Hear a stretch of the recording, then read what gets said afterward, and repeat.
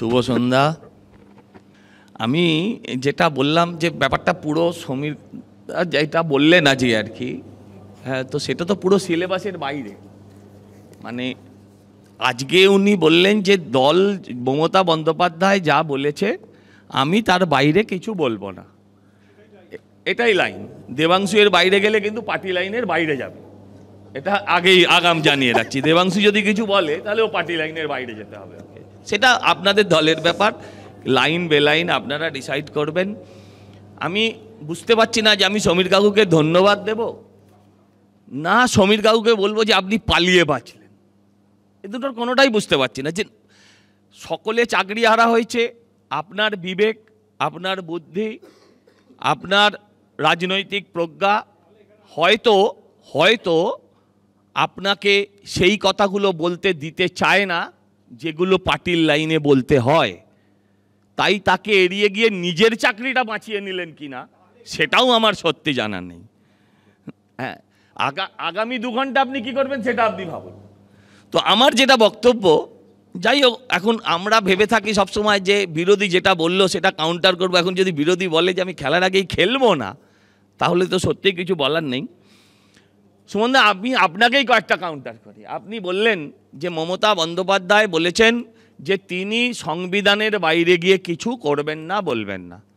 সম্ভবত 7 তারিখ ইন্ডোর স্টেডিয়ামে গিয়ে তাহলে উনি কি বলেছিলেন সেগুলো সংবিধানের কোন কোন ধারা মেনে, কোন কোন নিয়ম মেনে বলেছিলেন যে কারোর চাকরি যাবে না, উনি বরাবর বলে এসছেন। সম্ভবত সেদিনও বলেছিলেন, উনি বলেছিলেন আমার কাছে plan A, plan B, plan C, plan D সব রেডি আছে। বাংলার মানুষ ওই এবিসিডিকে বলছে অল বেঙ্গল চোরেদের ডিপার্টমেন্ট। আমি আপনাকে বলছি আজকে একটা নতুন প্রেস কনফারেন্স, তাতে তার কিছু বক্তব্য, রিভিউয়ের প্রতিশ্রুতি, আমি বলছি এগুলো তো অনেক আগে করা যেত। সুপ্রিম কোর্ট যে হঠাৎ ছুটি হবে এমন তো ছিল না। সুপ্রিম কোর্টের ছুটি তো প্রথম বছর হচ্ছে না। সম্ভবত 2টো রিভিউ পিটিশন, একটা সরকারের পক্ষ থেকে আর একটা এসএসসির পক্ষ থেকে, সেগুলো তো আগে করতে পারতেন, আগে মেনশন করতে পারতেন। তিনি এই সুযোগটা নিয়েছেন, ইচ্ছে করে দেরি করে ছেলে মেয়েদের পরীক্ষার মুখে ঠেলে দিয়েছেন। এটা ঠিক। আমি যদি এখন বলি এত বড় ডাক্তার আছেন ডক্টর কুণাল সরকার, তাকে যদি মাধ্যমিকের বায়োলজি প্রশ্ন করা হয়, সেই প্রশ্নের উত্তর দেওয়া আমার মনে হয় আজকের দিনে ওনার কাছে অনেক কঠিন হয়ে দাঁড়াবে। সমীর কাকু অনেক শিক্ষিত মানুষ, তাকে যদি বলি মাধ্যমিক পরীক্ষা দাও, দিতে পারবেন? একটা মানসিকতা থাকে, একটা মেন্টাল প্রিপারেশান থাকে। সেই মেন্টাল প্রিপারেশনে যে শিক্ষকদের ছেলেমেয়েরা মাধ্যমিক দিচ্ছেন, তাদের যদি এখন সেই লেভেলে নামিয়ে দেওয়া হয় সেটা সম্ভব নয়।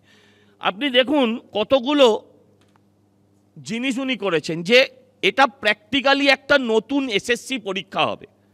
এটা কিন্তু শুধু ওনারা চান্স পাবেন না, যারা আজকে নতুন, যারা এলিজিবল, তারাও কিন্তু এই পরীক্ষায় সুযোগে পাবেন, বসতে পারবেন। এবার বলুন তো, 10 বছর আগে মাস্টারমশাইরা নাম্বার দিতেন কেমন করে? মমতা বন্দ্যোপাধ্যায় এ বিষয়ে একটা মহান উক্তি করেছিলেন, আমি বলেছি ঢালাও নাম্বার দাও। আজকে নাম্বারের খাতায় তো তারা পিছিয়ে পড়বে, যতই তারা ভালো ওএমআর শিটে যা খুশি লিখুন, যখন রেজাল্ট ক্ল্যারিফাই করা পাশাপাশি রেখে যাচ করা হবে তখন তো তারা পিছিয়ে পড়বেন।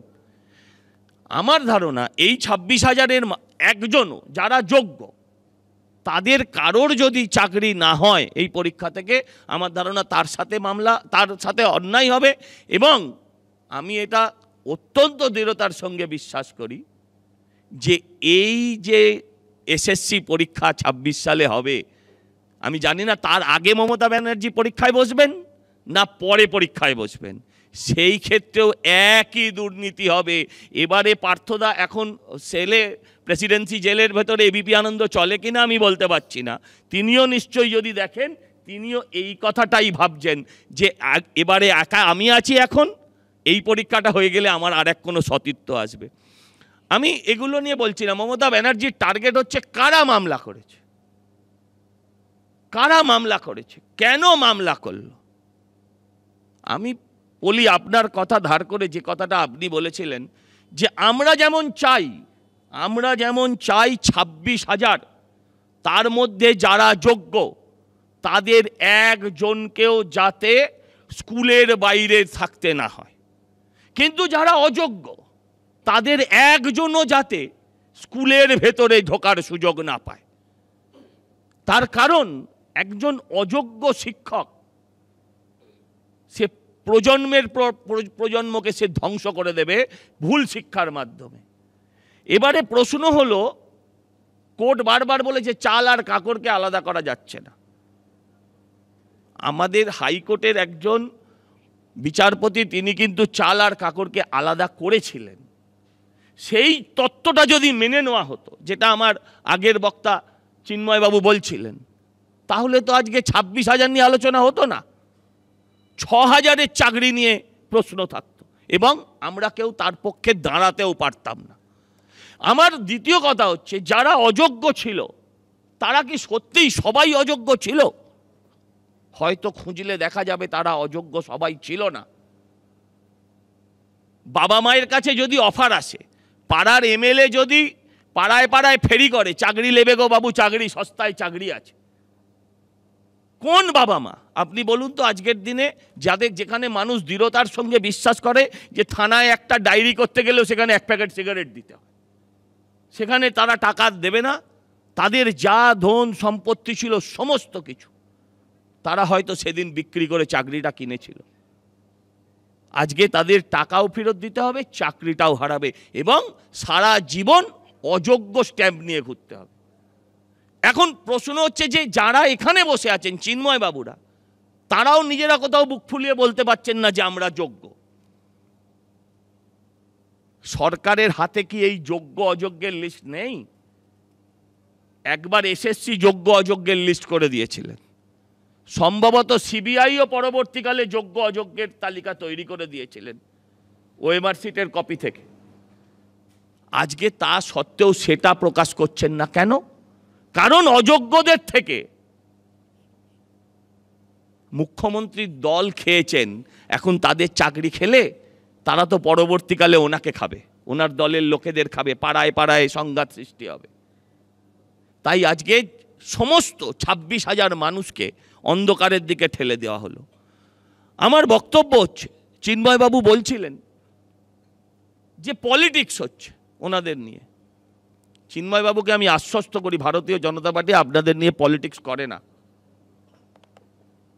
আপনারা সব হারিয়েছেন আজকের দিনে,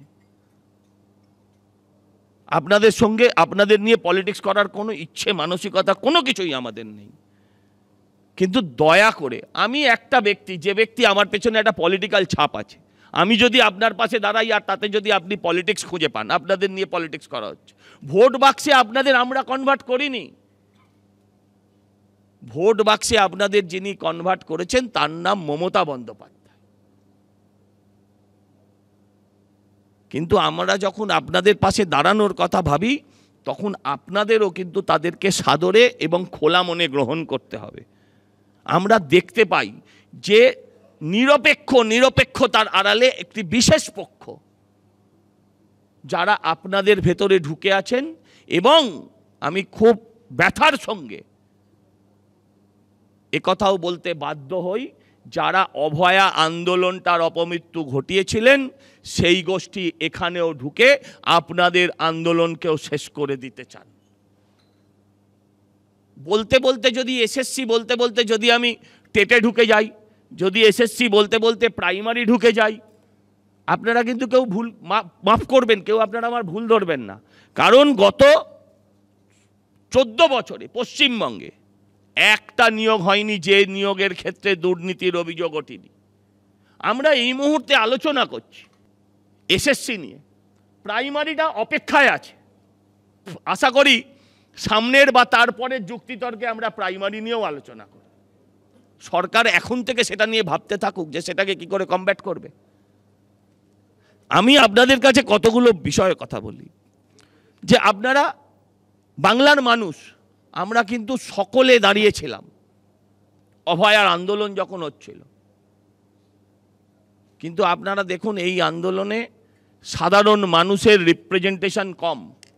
কারণ আপনাদের কাছে অনুরোধ যে আপনারা সাধারণ মানুষকে ডাকুন, রাজনীতি অরাজনীতি সমস্ত ভুলে মমতাদি যা বলেছেন সমীর দা তার বাইরে বলবেন না। না না বলবেন না, আপনি বললে তো আপনার চাকরি নিয়ে টানাটানি আসবে।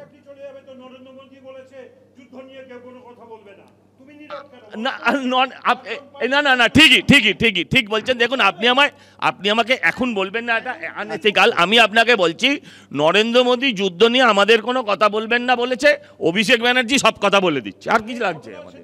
আমি আপনাকে বলছি শুনুন না, আমি আপনাকে বলছি যে আপনারা একটু, আপনি শান্ত থাকুন একটু। সুমনদা বলেছেন যে এই দেশের রাজনীতিবিদরা শহীদের কফিন খায়, চাকরিও খায়, আরও অনেক কিছু বলার ছিল, গরু খায়, কয়লা খায়, বালি খায়।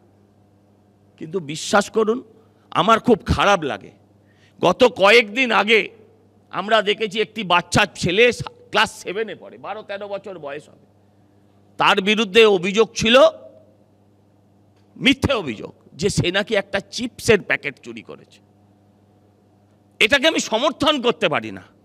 এই সামাজিক ব্যবস্থা থেকে আমাদের বেরিয়ে আসা উচিত, যে তাতে সেই ছেলেটা আত্মহত্যা করলো। বাবা মার এই দিকে, ছেলে মেয়েদের দিকে নজর দেওয়া উচিত। কিন্তু একটা আত্মমর্যাদায় ঘা লাগলে একজন, একটা বাচ্চা ক্লাস 7-এর, সে আত্মহত্যা করে। আর এই রাজ্যের মুখ্যমন্ত্রী প্রত্যেক দিন চিৎকার করে প্রমাণ করতে থাকেন যে চোরের মায়ের বড় গলা, ওনার ভাষায় যেটাকে চোর কি মাই জোরসে বলে, সেইটাকে উনি প্রতিদিন প্রমাণ করতে চান। আমার জনগণের কাছে একটাই অনুরোধ, 26-এ এসএসসির কি পরীক্ষা হবে জানি না, কেমনভাবে হবে, আদৌ হবে কিনা, সেখানে কি দুর্নীতি হবে এখন কিচ্ছু বলা যাবে না। কিন্তু আপনাদের কাছে আমার অনুরোধ, 26-এর পরীক্ষায় মমতা ব্যানার্জি যাতে চান্স না পান, সুযোগ না পান, যাতে পাস না করতে পারেন, তিনিও যাতে টেন্টেড হতে পারেন, সেদিকে বাংলার প্রত্যেকটা মানুষকে নজর রাখতে হবে। বাংলাকে যদি বাঁচাতে হয়, কালকে গাইছিলেন আমায় বিদায় দাও বিদায় দাও, ঠিকই বুঝেছেন, ওনার বিদায় করতেই হবে। একথা বলে আমি আমার বক্তব্য শেষ করলাম। ধন্যবাদ।